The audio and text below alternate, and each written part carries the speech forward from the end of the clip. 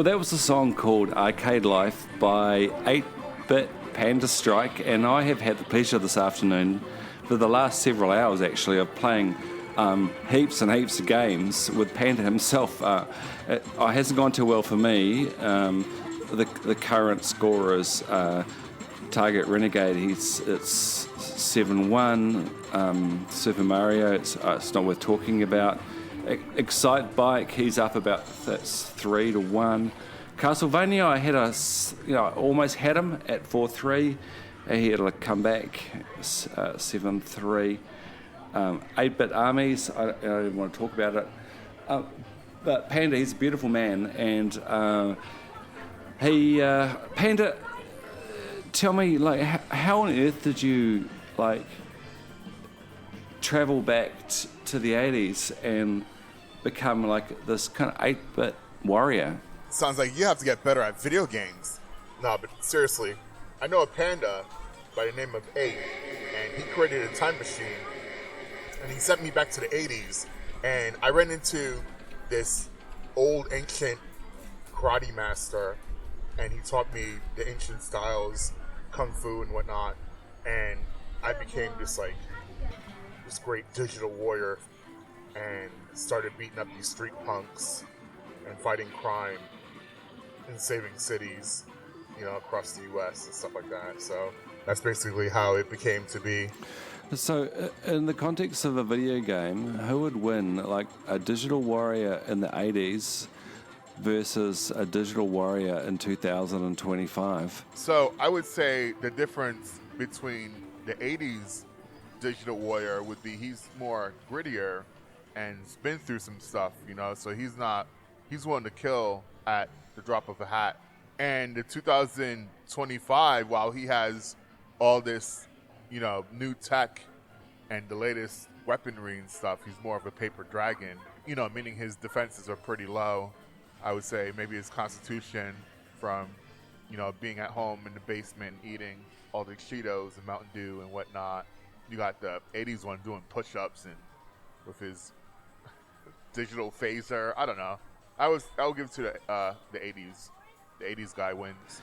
So, do you reckon if to create 8-bit music back in, the early 80s, did you have to work harder as an artist to create music electronically now?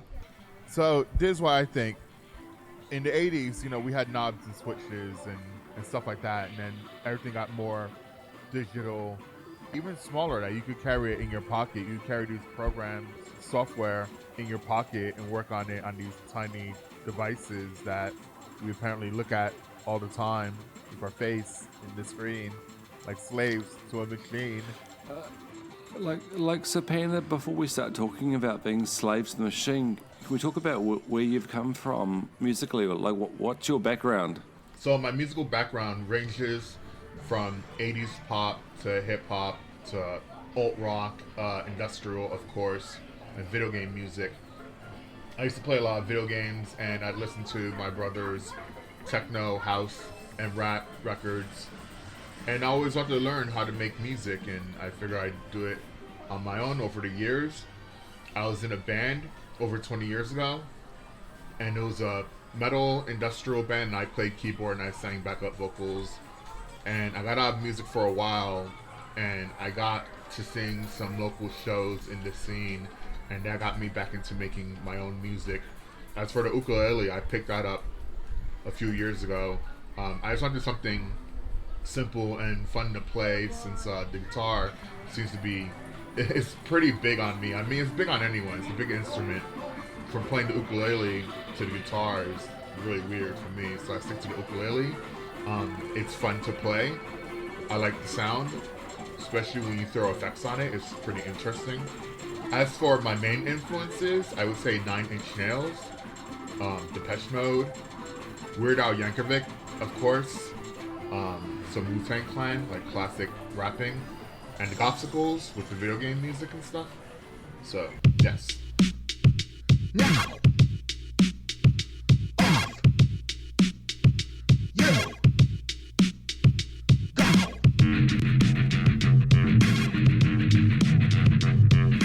Don't you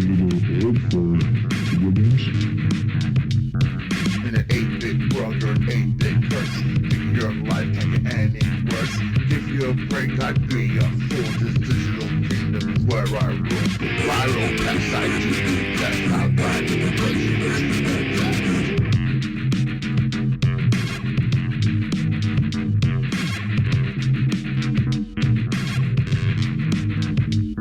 No cheat codes as you drown in glitter, death on creep. Remember, it's an 8-bit shell of an 8-bit man, and you'll never be the same again. Viral past I do, that's how I do. But you choose the test. You have no chance to survive, so miss your time. Now!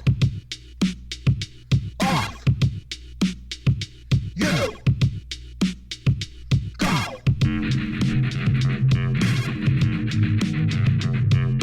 Aren't you a little old for women's?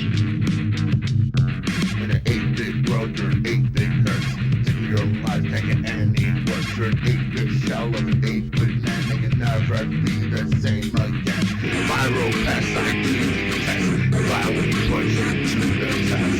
You have no chance to survive, so make your time. Now! Off! You! Go! Game over. That song, Viral Pests, that's a pretty weird song, dude. Like, that's a real mix of genres.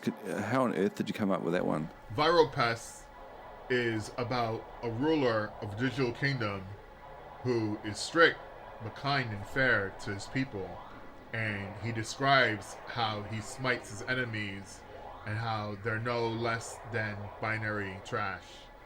I thought it would be cool to illustrate something like that, but in song, and make it like an old school kind of rap song with a digital kind of computer video game beat with it, you know? Is that like an old school ode to a benevolent dictatorship? I'm thinking like recent times, Saddam Hussein, Gaddafi. Hussein's a beautiful dictator unless you're, of course, Iranian or a Shia or a Kurd. Gaddafi, he treated his people beautifully. They had like free education, free healthcare, the highest standard of living in Africa. Electricity was free. Loans were interest-free. Cars are half price. University graduates were given an income whether they got a job or not. High literacy rates. I think they had like $150 billion in reserves. But, you know, there were things like, you know, public executions and things like that. But my question is, in the 8-bit world, what are the rules that people need to live by? Well, I would say something like the 10 Commandments, but a little bit more relaxed, you know, in language. You know, basically, you know, don't kill your neighbor, don't steal people's stuff, live your life, just don't hurt anybody, leave that guy's wife alone, stuff like that. Just live your life, be merry, don't mess with anybody else, and everything will be copacetic. It will be a happy little world. Panda, that sounds just beautiful and like utopic. I'm just rambling here. I'm just thinking, is there a relationship between like this simple 10 Commandment kind of like way that society should work and how we should treat each other with common sense, and the revolution and how society have changed to this new kind of like liberal, I don't know what it is called these days. It's all mixed, you know, we're going all over the place.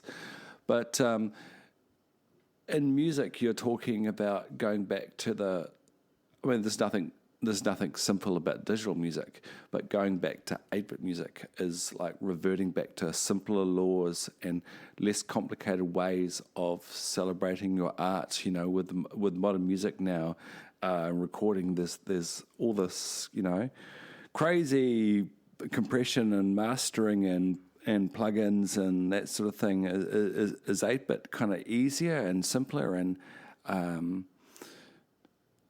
yeah. Is it a better way to be? I mean, luckily there's VSTs we can use. So, and there's still old hardware. if you could find it and afford it. You know what I mean? VSTs and stuff like that, and emulation. I use those sounds sometimes. I like to keep it lo-fi. It could be easy, it could be hard, depending on, you know, how rare the instrument I want to use is, how rare the synth is, you know. But there's its difficulties, there's, you know, simplicities and whatnot. So it's like a mixed bag too. I guess it's like modern music in a way. But some people are using chiptune nowadays anyway, so it's not going away.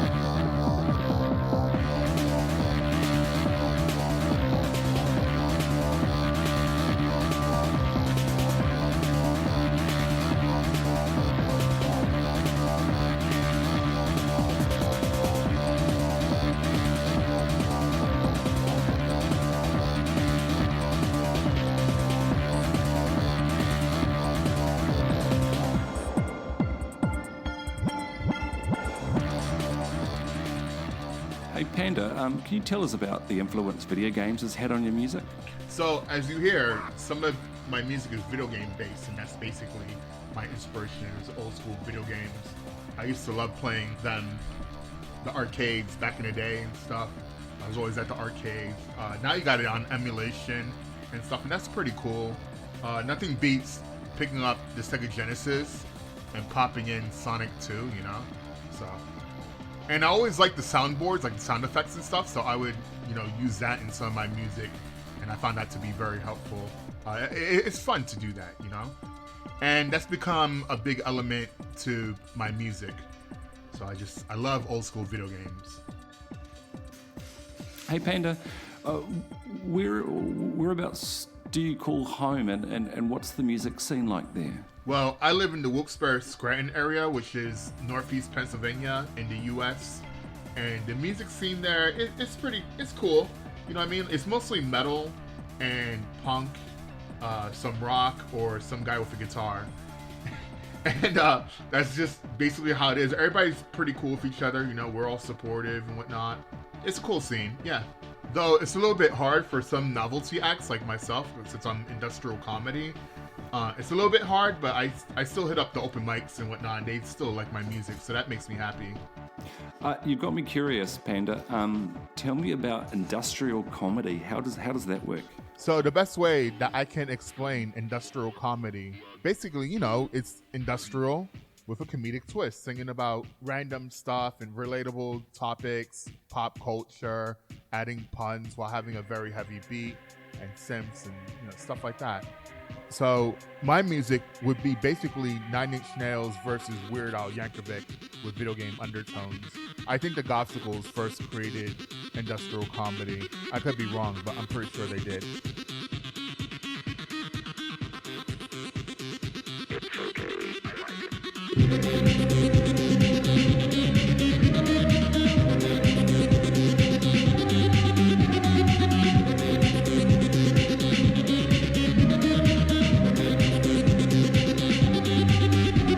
Excuse me, Doc, but is there a solution to end this everlasting social confusion? As you can see, I'm at my wit's end. I'm being told to end the movies by my so-called friends. Spoiler alert, the Hobbits get the ring.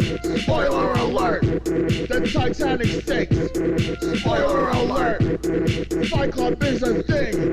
If you don't like it, stay off the internet.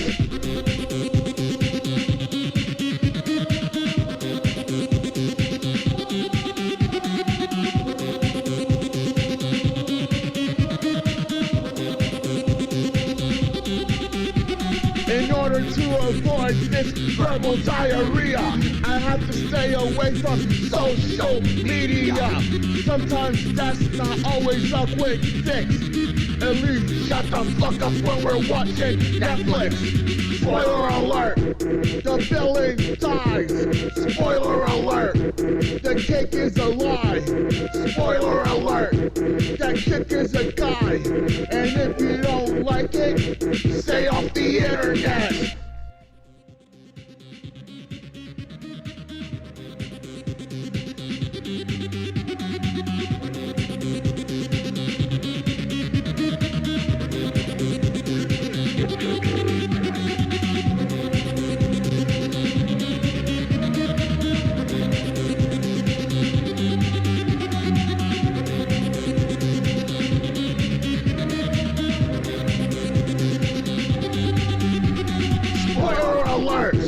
The Hobbits get the ring. Spoiler alert. The Titanic sinks. Spoiler alert. Fight Club is a thing. If you don't like it, like it, like it. Spoiler alert. The message has been sent. Spoiler alert. We're no longer friends. Spoiler alert. This song's about to end. If you don't like it, stay off the internet. Spoiler alert, it's a great song. It sounds like futuristic and, and retro, but it's it's definitely dystopian, and we're living it right now. And I have mixed opinions about it. I'm not quite sure what yours are. It seems like we don't have to wait or put any effort into things now to find out an answer. It might not be the right answer. Everyone seems to be connected to the internet, and I'm not sure if it's a good thing or a bad thing. No one trusts mainstream media, and then if you trust what you read on the internet, that's also dodgy as well. Panda, what do you think about it? I think people just need to use some common sense and critical thinking. Look through different news sources and then use your own thinking to figure out, hey, is this true? What if this happened? Maybe it's not as it seems. Stuff like that. And the mainstream media lies to us. And sometimes if you go on X, it's a cesspool of lies and truth and rumors and stuff like that. That's why I said, do the research yourself. Look at different articles from different sides and learn on your own, you know what I mean? And maybe you'll have a better understanding of what's going on in the world, even in your own neighborhood and stuff, so. Hey, in your music, I noticed there's a lot of references to Transformers. I know growing up, I was aware of Transformers. I was probably a little bit too old at the time. My younger brother was really into Transformers. All I can remember is the Autobots and the baddies, the Decepticons. Can you tell us a little bit about Transformers and how can they appear so much in your music? So to answer your question about the Transformers references, my brother liked the Transformers. My older brother, he liked the Transformers a lot. I did too. Growing up, I was more into Ninja Turtles, so you'll probably see, there's a cover of Ninja Turtles in my catalog as well. But I thought Transformers were pretty cool. I'm actually watching the first generation again. I have the original movie on DVD, and it's pretty dark for a children's movie. Like I said, I always liked the Decepticons more than the Autobots. My favorites are Starscream and Soundwave, especially Soundwave. Both of them are very influential in my Devastator EP. Speaking of Devastator, that song is actually a cover of the band The Gothsicles, and they've been a big influence in my music. So, they sing songs about Transformers, and I think Transformers are cool. I will also write songs about Transformers. Hey, Panda, I'm sorry, I've completely lost track of time. What happens when you play video games? The day just disappears. I've got to go back. I've got to go to the dentist. And my last question is, if people like your music, where should they go to listen to it? Thanks a lot for having me. You can pretty much find my music everywhere. Spotify, YouTube, iTunes, Apple Music, Amazon Music, stuff like that. I'm even on SoundCloud and Bandcamp. I'm pretty much on all of the social medias, TikTok. I just joined Snapchat. I didn't even know that was still a thing.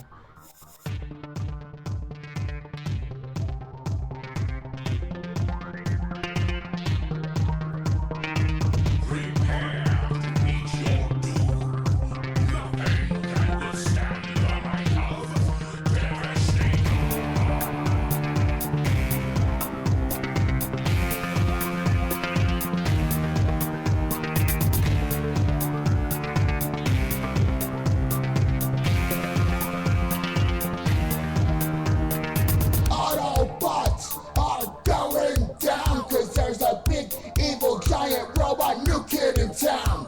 Constructicons form to create the amalgamous monstrosity that Autobots hate. Yardom is formed by Scavenger. Left leg is formed by Mix Master. Scrap a low bug crusher, make up the rest. Hook becomes the head, got the heroes to test. Devastator! Devastator! Devastator! Devastator! Constructicons in battle with the Dinobots. They kick and claw, tear, share commercial spots. But the forces of evil rule the scene with an iron fist that's purple and green. Right arm is formed by Scavenger. Left leg is formed by Mix Master. Scrap a low bug crusher, make up the rest. Hook becomes a head, guess what's time to his chest. Devastator! Devastator! Devastator! Devastator! Here comes that cool part! Devastator! Devastator! Devastator! Devastator! Devastator!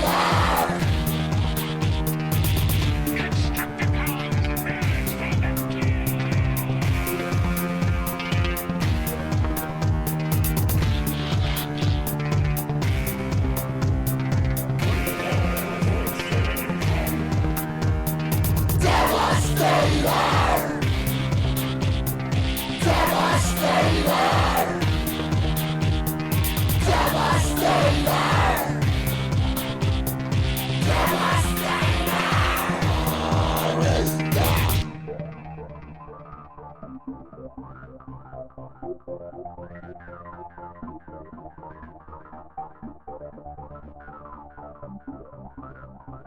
Nothing defeats the Devastator. Nothing.